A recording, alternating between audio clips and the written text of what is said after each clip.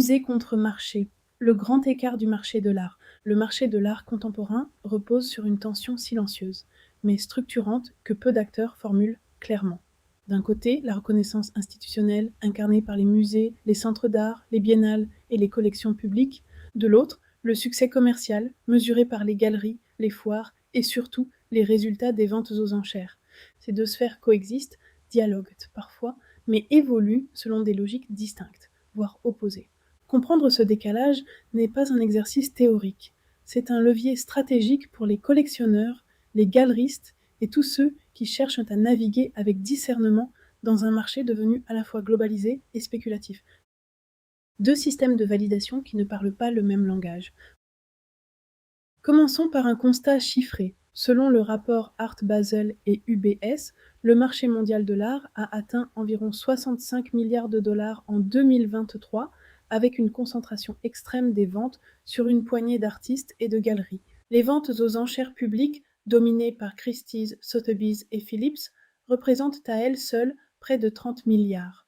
Pourtant, la majorité des artistes exposés dans les institutions majeures n'apparaissent jamais dans ces résultats. À l'inverse, certains artistes qui réalisent des scores spectaculaires en salle des ventes restent largement absents des programmations muséales. Cette dissociation n'est pas accidentelle. Elle révèle deux systèmes de validation qui ne reposent pas sur les mêmes critères. La reconnaissance institutionnelle s'inscrit dans le temps long. Elle repose sur des logiques curatoriales, historiques et critiques. Les commissaires d'exposition et les directeurs d'institutions cherchent à inscrire les artistes dans des narrations, à produire du sens, à dialoguer avec des enjeux sociétaux, politiques ou esthétiques. L'exposition dans un musée n'est pas une finalité commerciale, c'est un acte de légitimation symbolique. À l'inverse, le marché fonctionne dans un temps court, rythmé par les foires internationales, les cycles de vente et les dynamiques de demande. La valeur y est déterminée par la rareté, la désirabilité et la liquidité des œuvres. Prenons un exemple éclairant. De nombreux artistes présents dans des événements majeurs comme la Biennale de Venise ou Documenta ne voient pas leur cote exploser immédiatement. Leur reconnaissance est réelle, mais elle s'inscrit dans une logique de capital symbolique.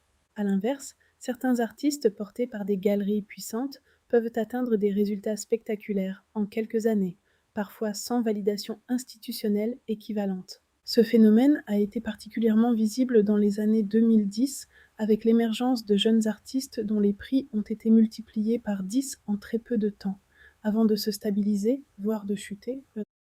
Deux trajectoires d'artistes, deux types de pouvoir. Pour les collectionneurs, cette dissociation ouvre un espace d'opportunité, mais aussi de risque. Investir uniquement sur des artistes validés par le marché peut exposer à des effets de mode. À l'inverse, s'intéresser exclusivement à la reconnaissance institutionnelle peut impliquer une immobilisation longue sans garantie de valorisation financière. La clé réside dans la compréhension des trajectoires. Un artiste dont le travail est soutenu par des institutions, mais encore peu présent sur le marché, peut représenter une opportunité stratégique.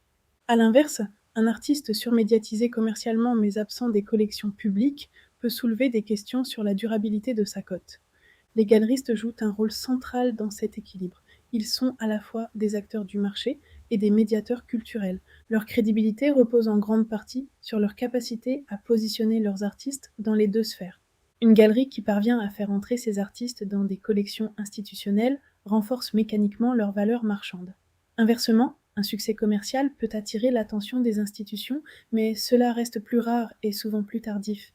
Cette asymétrie est essentielle à comprendre. La reconnaissance institutionnelle agit comme un socle, tandis que le marché amplifie ou non cette reconnaissance. Ce décalage est également alimenté par des logiques géographiques et économiques. Le marché de l'art est fortement concentré entre les États-Unis, l'Europe et l'Asie, avec des centres névralgiques comme New York, Londres, Hong Kong et Paris. Les institutions, quant à elles, peuvent fonctionner selon des priorités culturelles ou politiques spécifiques. Un artiste peut être largement reconnu en Europe sans rencontrer de succès commercial en Asie, et inversement. Cette fragmentation renforce la complexité du marché et nécessite une lecture fine des contextes. Dans ce paysage, certaines références théoriques permettent d'éclairer ces mécanismes. Le livre « Le marché de l'art » de Raymond Moulin reste une base incontournable pour comprendre la construction de la valeur artistique. Elle y décrit précisément la dualité entre valeur esthétique et valeur marchande. Plus récemment, The 12 millions de dollars Stuffed Shark de Don Thompson analyse avec finesse les logiques parfois irrationnelles du marché contemporain, notamment le rôle des collectionneurs influents et des grandes galeries. Enfin, 7 Days in the Art World de Sarah Thornton offre une immersion précieuse dans les différents circuits de légitimation, des studios d'artistes aux salles de vente. Parcours institutionnel contre parcours marchand, une asymétrie structurelle. Mais ce que cet ouvrage permet surtout de saisir, c'est que ces circuits ne sont pas seulement parallèles, ils sont structurés comme de véritables trajectoires distinctes, avec leurs propres étapes, leurs propres figures dominantes et leurs propres critères de succès. Le parcours institutionnel, d'abord, suit une logique progressive et relativement codifiée. Un artiste émerge généralement à travers des résidences, des expositions collectives dans des centres d'art, puis des expositions personnelles dans des institutions publiques ou parapubliques. Les étapes clés sont bien identifiées: participation à des biennales reconnues comme Venise, Berlin ou São Paulo, puis intégration dans des collections muséales, souvent via des acquisitions ou des donations. À ce stade, la reconnaissance est avant tout critique. Des artistes comme Thomas Hirschhorn, Tino Sehgal ou encore Pierre Huyghe incarnent parfaitement ce modèle.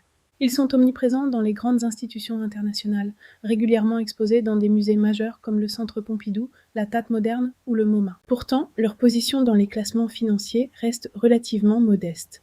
Dans des bases comme ArtPrice ou Artfacts, ils apparaissent souvent bien en dessous des artistes les plus spéculatifs, parfois, hors des 100 premiers du classement des ventes annuelles.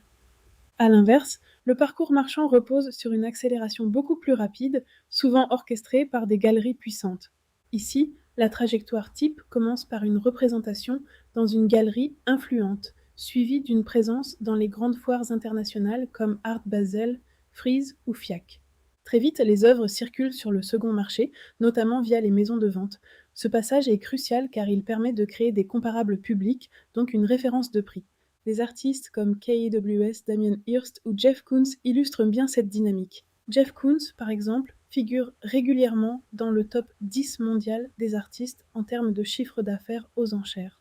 Damien Hirst a longtemps dominé ces classements, notamment après sa vente directe chez Sotheby's en 2008. Pourtant, si ces artistes sont présents dans des collections muséales, leur reconnaissance institutionnelle a souvent été postérieure ou controversée, parfois perçue comme influencée par leur succès commercial. Ce décalage devient particulièrement visible lorsqu'on met en parallèle les classements institutionnels et financiers. Un artiste comme Gerhard Richter constitue une exception notable. Il parvient à occuper une position dominante dans les deux sphères, régulièrement classé parmi les artistes les plus chers au monde, tout en étant massivement présent dans les collections des plus grands musées.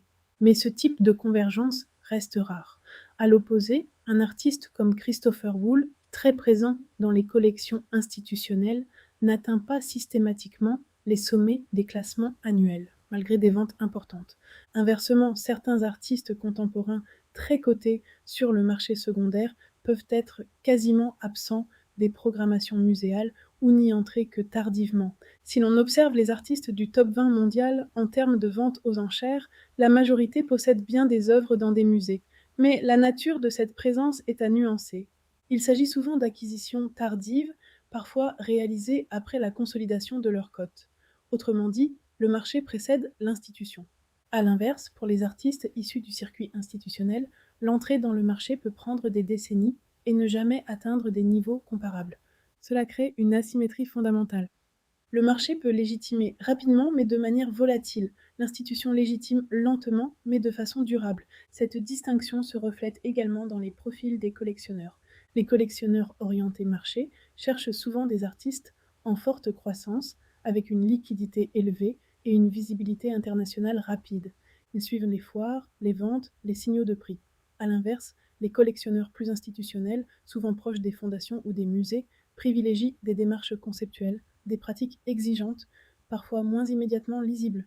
Ils s'inscrivent dans une logique de construction patrimoniale plus que de performance. Ce qui émerge de cette analyse, ce n'est pas seulement une opposition, mais une cartographie précise des trajectoires possibles.